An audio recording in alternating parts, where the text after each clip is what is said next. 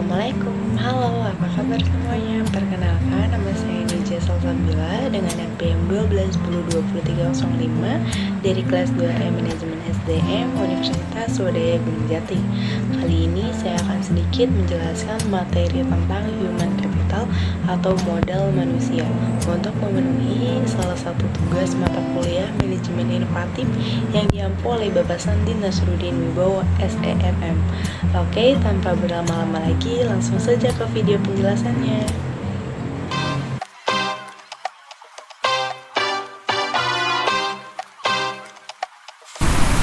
Human capital pertama dikemukakan oleh seorang ekonom bernama Theodore Schultz yang berpendapat bahwa peningkatan kesejahteraan pada perusahaan tidak tergantung pada tanah, peralatan, energi, sumber daya, melainkan pada kompetensi pengetahuan dari pegawainya.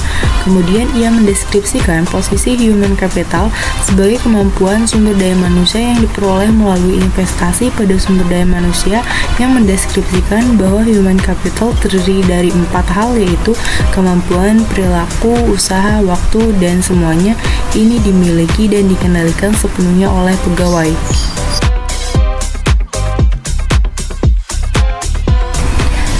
Adapun faktor human capital sebagai kombinasi yaitu sebagai berikut. Yang pertama, karakteristik atau sikap yang dibawa pada pekerjaan. Misal, inteligensi, energi, sikap positif, keandalan, dan komitmen. Kedua, kemampuan seseorang untuk belajar, yaitu kecerdasan, imajinasi, kreativitas, bakat. Ketiga, motivasi untuk berbagi informasi dan pengetahuan, yaitu semangat tim dan orientasi tujuan.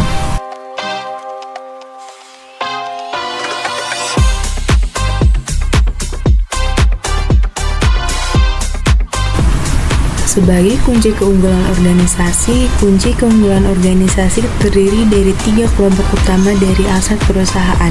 Pertama, aset finansial, misalnya uang tunai dan surat berharga. Kedua, aset fisik, yaitu peralatan, gedung, dan tanah. Ketiga, aset tak berwujud, misalnya modal organisasi, aliansi bisnis, pelanggan, merek, reputasi, dan modal intelektual.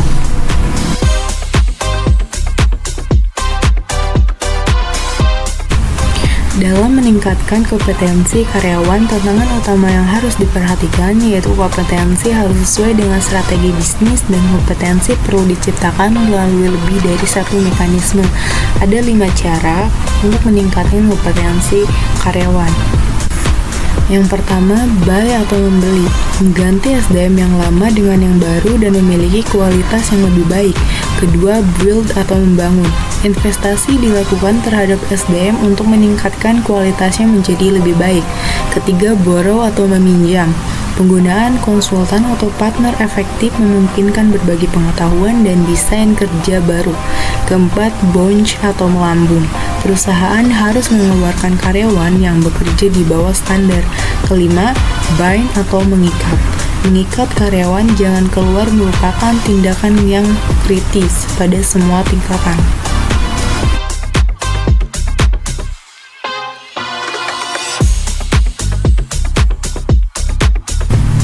Activity level, pengukuran aktivitas rutin SDM seperti rekrutmen, pemberhentian, promosi untuk syarat laporan internal. Functional level, kolaborasi dengan unit fungsional organisasi, misal divisi dalam mengukur aktivitas, mengumpulkan dan menerjemahkan data, dan mengambil tindakan koleksi. Strategic level, tingkatan analisis tertinggi sehingga dapat memberikan gambaran perusahaan secara penuh, memberikan pemahaman hubungan antar SDM, strategi, dan kinerja. Dari ketiga tingkat kompetensi diketahui bagaimana melakukan pengukuran nilai human capital pada ketiga tingkat tersebut, dimulai dari tingkat korporat dalam unit bisnis fungsional, tingkat terendah yaitu aktivitas dari divisi SDM, untuk mengintegrasikan sistem pengukuran tersebut menjadi sistem yang kohesif dalam suatu jalur yang terdiri dari 3 tingkat, dan pada masing-masing tingkat terdapat aktivitas yang dapat diukur beserta hasilnya.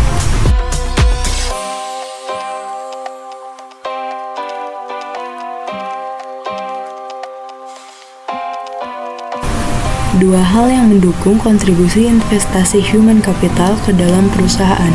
Pertama, karyawan dengan human capital tinggi lebih mungkin memberi layanan konsisten dan kualitas tinggi, sehingga perusahaan tempat mereka bekerja dapat mempertahankan pelanggan atau menarik pelanggan baru. Kedua, pelanggan potensial dapat menggunakan kualitas human capital dari karyawan perusahaan sebagai alat penyaring untuk memilih layanan yang mereka sediakan. Untuk keberhasilan perusahaan, proses atau bisnis apapun tergantung pada 3 keterampilan. Pertama, commodity skill, kemampuan tidak spesifik untuk bisnis tertentu, dapat langsung diperoleh dan lebih kurang sama nilainya bagi setiap bisnis. Misalnya, kemampuan mengetik, kemampuan komputer. Kedua, leverage skill, pengetahuan yang meskipun tidak spesifik untuk pengetahuan industri, tetap relatif lebih berharga bagi perusahaan tertentu daripada perusahaan lain. Misalnya, programmer di bank berbeda nilainya dengan programmer di perusahaan komputer. Ketiga, proprietary skill, pengetahuan spesifik bagi perusahaan, misalnya hak paten dan merek.